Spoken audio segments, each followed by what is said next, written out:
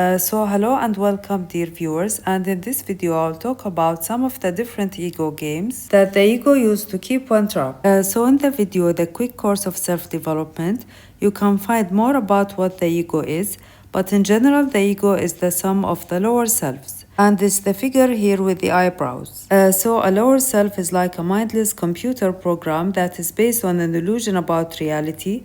And the path of self development is when you realize that you are not the lower self and that you can dismantle it and let it go by seeing the illusion behind it. Your conscious self, your conscious awareness, has the ability to step outside of a lower self and observe what kind of thoughts and feelings it's giving you, and then seeing the illusion behind this lower self and then letting it go. This process of gradually letting lower selves go is known as self-transcendence or self-development, where you expand your awareness and rise to become your higher potential, the better version of yourself. So we can imagine the ego as a forest, where the lower selves are the individual trees. Our conscious awareness can be lost in the forest most of the day in repetitive thinking patterns, causing our inner experience to be an ongoing struggle. The key to finding your way out is to first recognize that you are lost, that there is something outside the forest, instead of feeling hopeless or even sometimes feeling content in the shadows of the trees, or thinking that this is the only way it can be, or may even become addicted to drama and struggle. But your core of your being, your conscious awareness, is more than the ego, and it is the one that can step outside from a lower self, see it for what it is, and then let it go, to rise to be more than before, more than you were yesterday, and have more inner peace. It is important to know also that the path of self-development is not about being perfect, as there is no perfection on earth, but it is about realizing that you are not bound by any lower self and that it does not define you. You are not the lower self, you are more than this. It is not about striving for perfection or that one judges themselves harshly when they get negative thoughts and feelings, but it does mean that you are less identified with these negative thoughts and feelings, and gradually they will have less pull on your attention. It is normal that as we walk the path through the forest, and follow the trail that leads us out and start identifying more of our shadows to rise above them, that our vision will sometimes be blocked by the individual trees and we can get stuck for some times here or there. So the path has its ups and downs, and it is important to not get discouraged and keep going. Also, it is not possible to see through all of the ego's illusions all at once, but is a gradual path, and it is important to just keep moving, making one doable step at a time, and not judge oneself harshly in moments of feeling down. In this video, we will look at some of the individual trees of the ego, which are the ego games we play either consciously or subconsciously. And because the ego is like a mindless entity that only wants to gather energy, then these games will try to keep us in the forest, or even to make us so entangled with one or more of the trees that we forget about the trail that leads us out. And anyone who is open to self-reflect is already not so identified with the ego and has probably risen above some of the more destructive ego games. Otherwise, they would not be ready to start looking at it and at the shadows. And you can honestly look at yourself and recognize which ego game you have already left in the past, and from this build a positive momentum by realizing that if you have overcome one ego game, you can overcome another and move upwards. And as you cut the trees on your way, the light out of the forest will start to filter through the trees, and you will catch a glimpse of the horizon where you will start experiencing more unconditional inner peace, love, and joy, even if the outer situation does not change, and it becomes easier to flow with the river of life and to be more present in the moment. And this, of course, can enhance your outer situation with time, because the law of attraction does work, but not in the simple linear way of how it is sometimes portrayed, but is highly nonlinear and complex.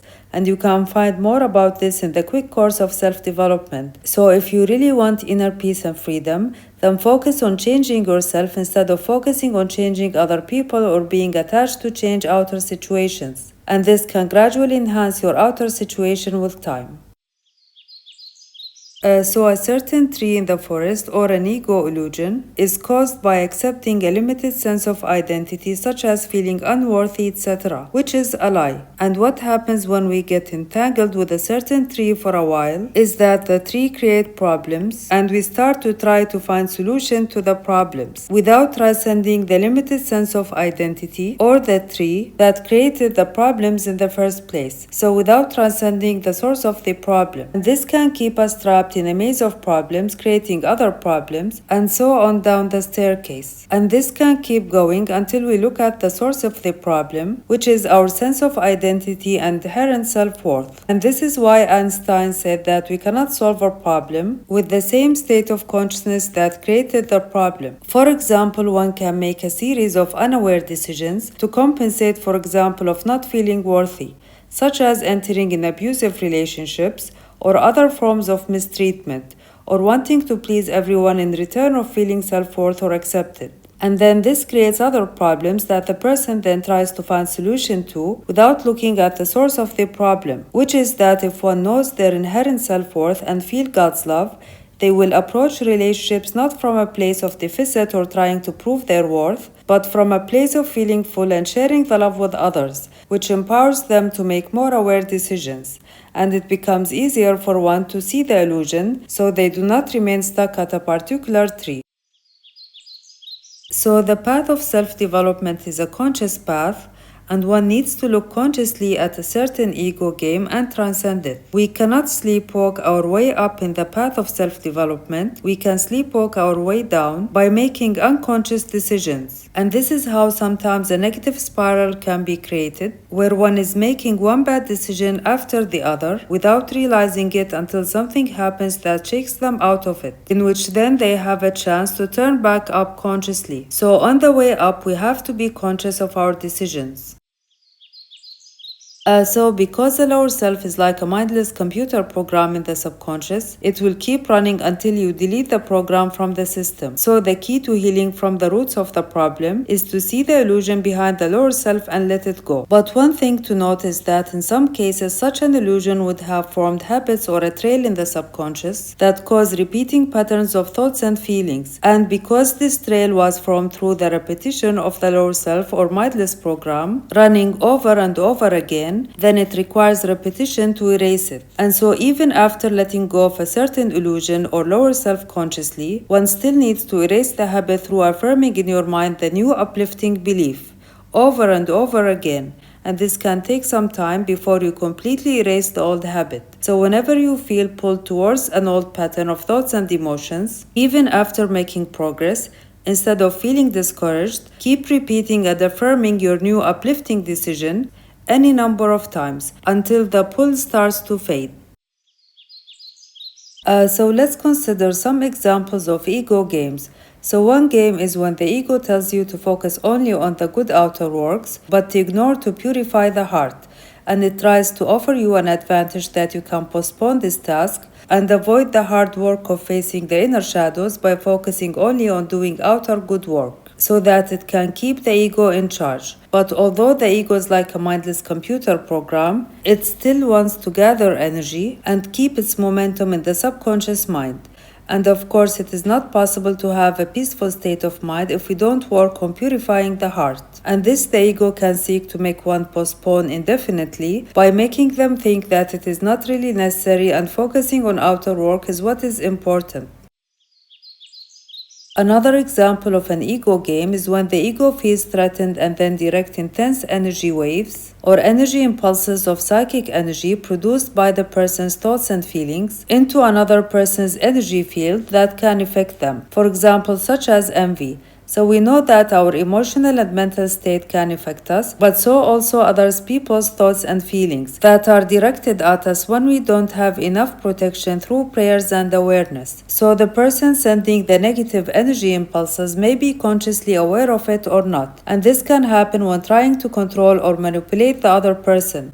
For example, through guilt or other lower emotions, in order for the ego to not feel threatened.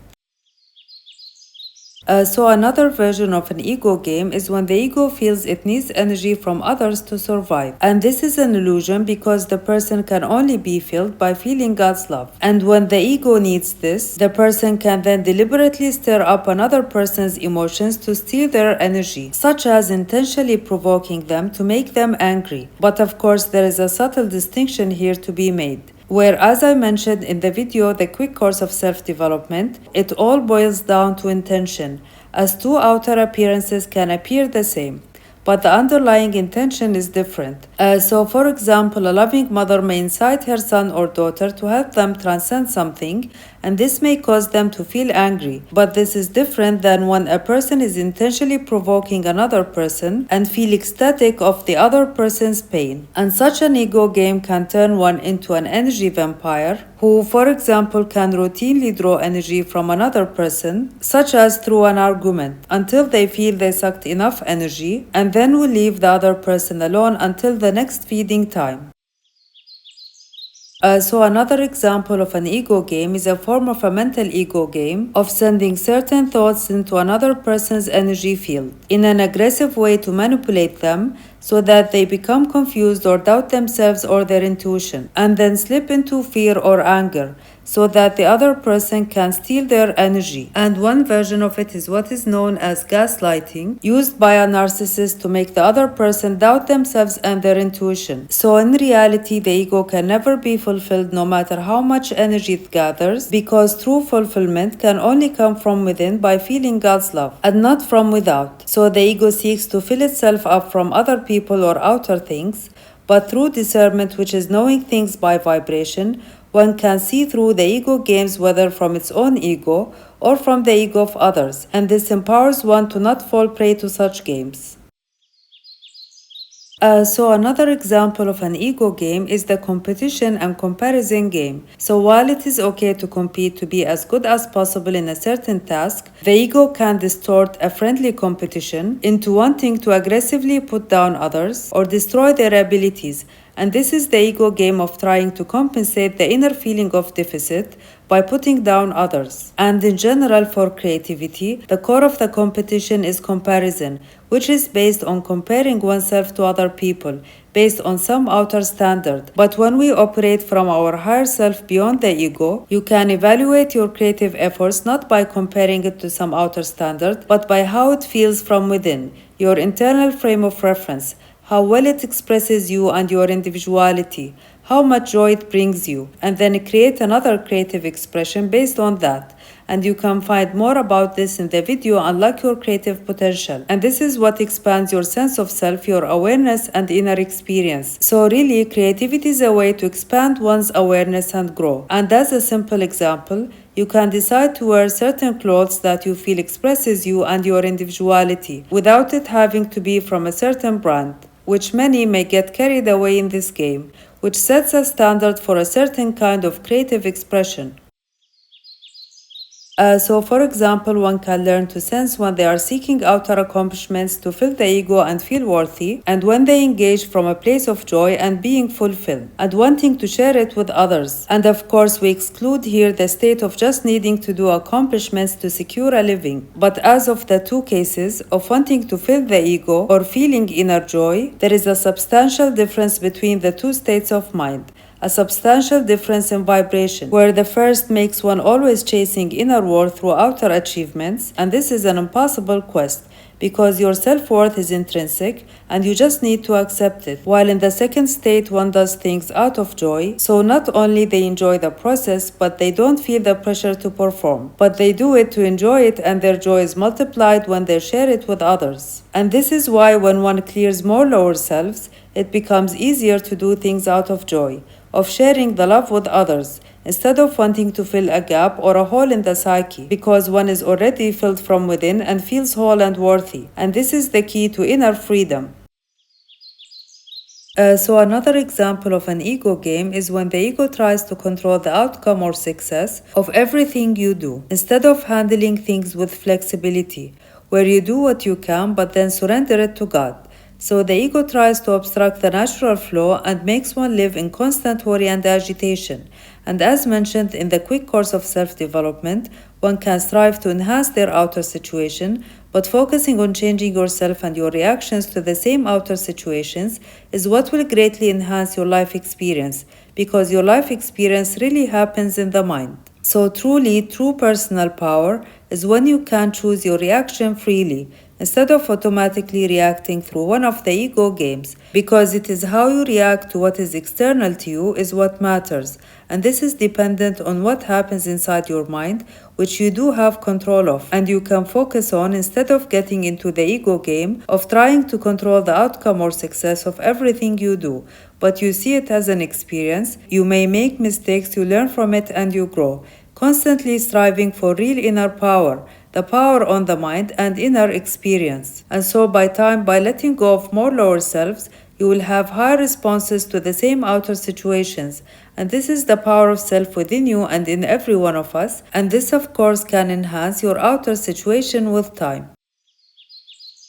So another ego game is the validation game, and many can turn their lives into a constant quest for validation.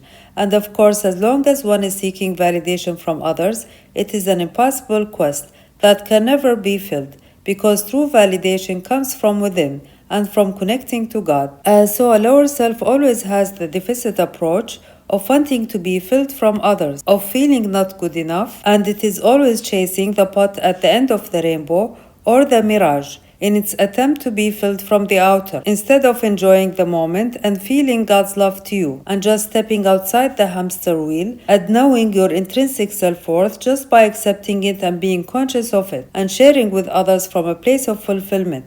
So a lower self can never feel validated, even if it achieved what it thinks will give it validation. And this is because it is in reality just like a mindless computer program built on the idea of being deficit. And this program will follow its programming and continue to set a goal after goal for outer validation in an impossible quest. Also, the lower self, being a mindless program that is continuously running in the subconscious, needs your energy. And the lower self cannot step outside of this pattern, as this will lead to its own destruction, but it wants you to keep playing the validation game. And it is like a black hole that can never be filled, that depletes your energy, and sometimes it even sets the illusion of a goal of an ultimate or peak experience that can never be reached, because once attained, this lower self will set another goal. And this you can see where some people will be chasing a goal not out of joy, but for validation. And once they achieve this goal, they feel empty and then seek another goal,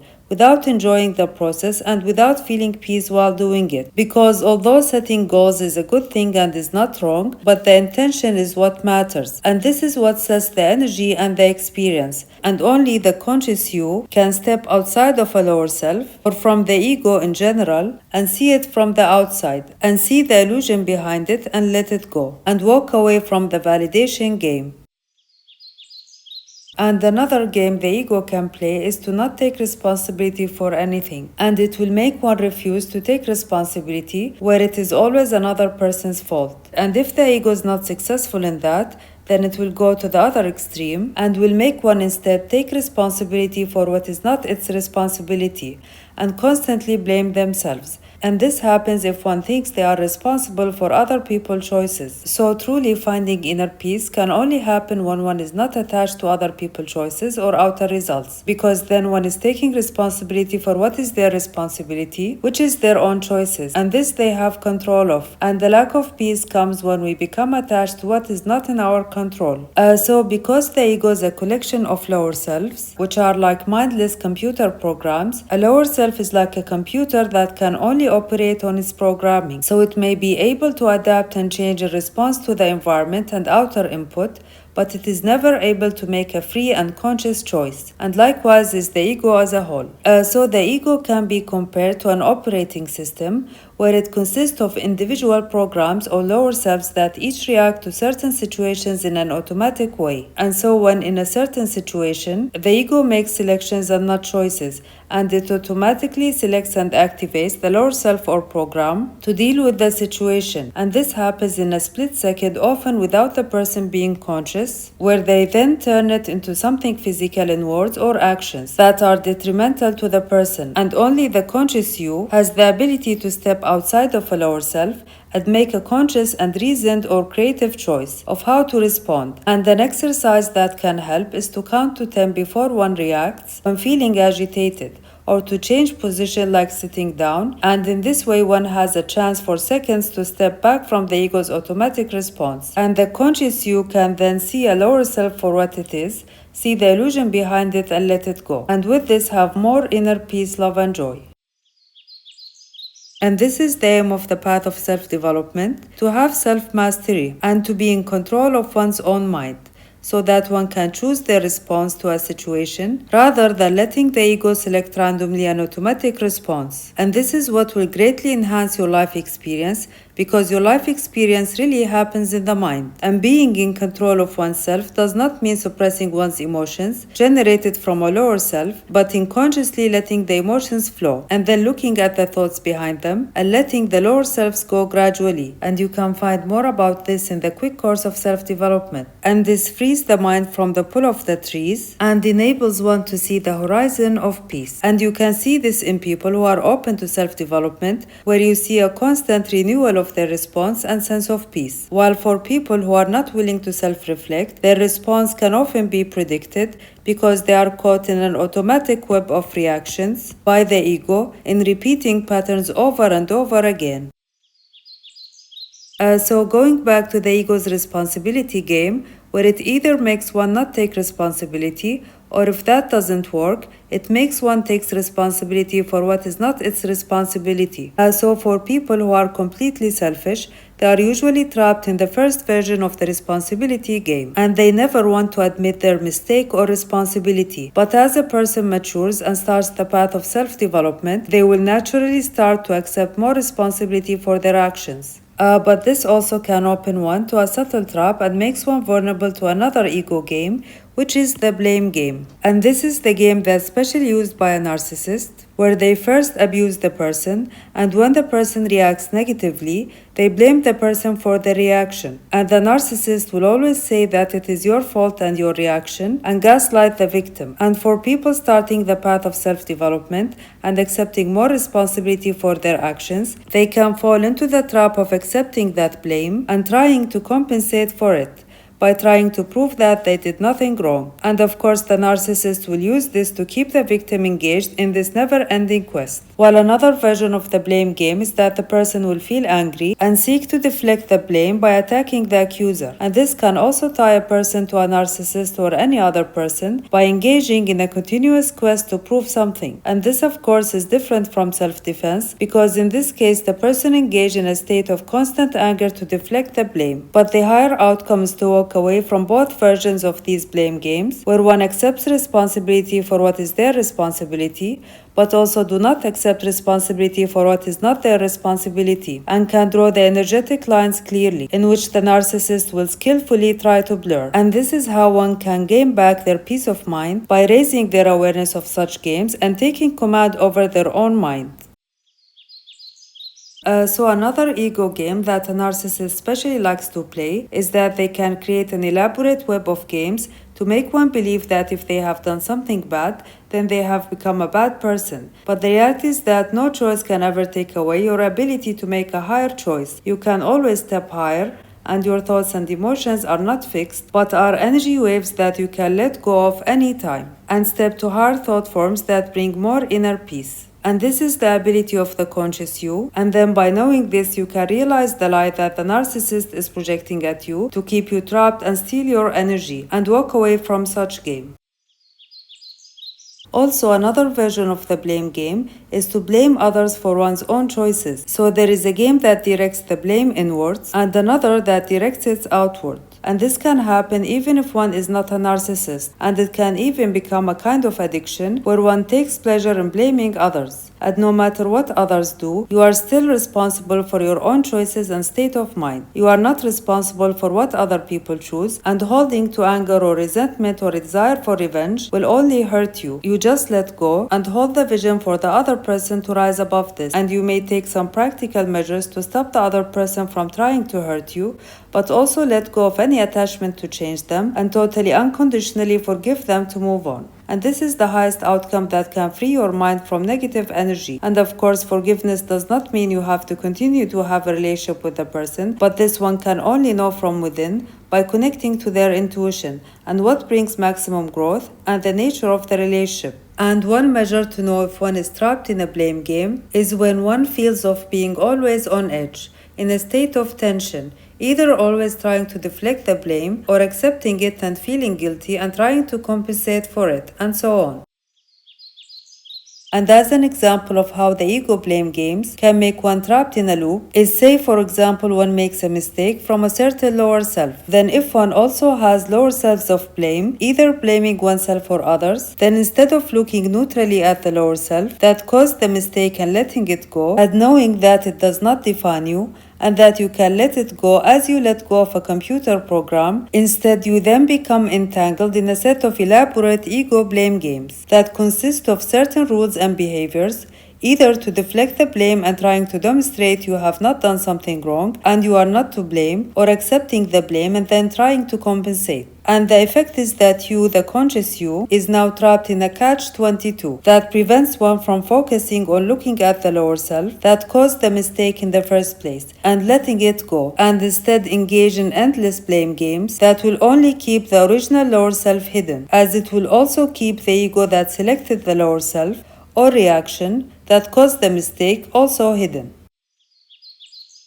So another ego game is the love and hate game, which is a game disguised as love, but truly is the ego's desire for control in the name of love. So in this game, one or both partners is seeking to control the other person by claiming to love that person and demanding that the other person submits to a set of conditions to live up to in order to stay in the love relationship. And of course, this is different from normal rights and duties in a relationship because it goes beyond that to obliterate the identity and individuality of the other person. And so the other person is not loved freely, but is subject to conditions projected at them, either directly or subconsciously, where they sometimes accept it without knowing it or being fully conscious of it. And this can be seen in many situations, not just romantic relationships. For example, if a parent demands that their child live up to certain expectations in their career or life in order to be loved, or if a partner demands that the other person lives up to certain outer expectations, whatever they may be, and if the other person does not live up to these expectations, then the ego game disguised as love can make one switch into hate at the blink of an eye, and express this hate in all kinds of unkind and unloving ways that no loving person would treat another human being with and feel justified to do this. And this of course is different than when moving on from a relationship where it is not turned to hate and where there is no desire to control. And to have a measure of what is above this love and hate game, you can think for example of a truly loving mother who, despite her child's wrongdoing, still love the child unconditionally and wish them good. So in general, if one feels more God's love, their love to the other person is freer, regardless of the outcome, and wishing the other person the best. Also, this enables a person to approach any relationship from a sense of inner wholeness and sharing that love with another rather than approaching the relationship from a place of deficit, because the truth is that genuine fulfillment can come only from within and from feeling God's love within you. It cannot be filled from without, no matter how much love the person pours into the other. And this is because the primary and most fundamental relationship is one's own relationship with God and feeling your intrinsic worth and sharing that love with another. So thank you for watching, and I hope this video helped you on your path of self-development.